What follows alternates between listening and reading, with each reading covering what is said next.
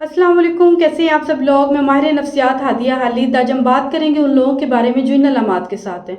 बहुत ज़्यादा परेशान हैं, तबीयत में बेचैनी है, नींद नहीं आ रही। ब्रोमेस्पम ये दवाई दिमाग के लिए है, दिमाग पर असर करेगी, दिमाग के मुख्तलिफ हिस्सों को सप्रेस कर देगी, दबा देगी, जिसके नतीजे में नींद आनी शुरू हो जाएगी। ये अपने असर से दिमाग पर असरअंदाज होकर उसकी एक्टिविटी को कम कर देती है और परेशानी का जो एहसास है वो कम हो जाएगा, नींद आनी शुरू हो जाएगी। ये दवाई नींद लाती है।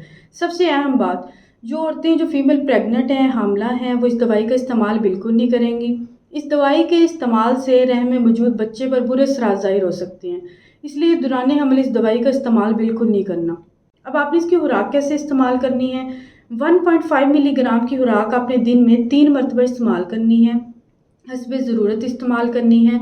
आप ज़रूरत के मुताबिक इसमें इजाफ़ा भी कर सकते हैं। 3 या 6 मिलीग्राम की खुराक आप दिन में 3 मरतबा इस्तेमाल कर सकते हैं, लेकिन ज़्यादा मुसलसल इस दवाई का इस्तेमाल नहीं करना। मुसलसल इस्तेमाल से क्या नुकसान होगा, मरीज़ इस दवाई का आदी हो जाएगा।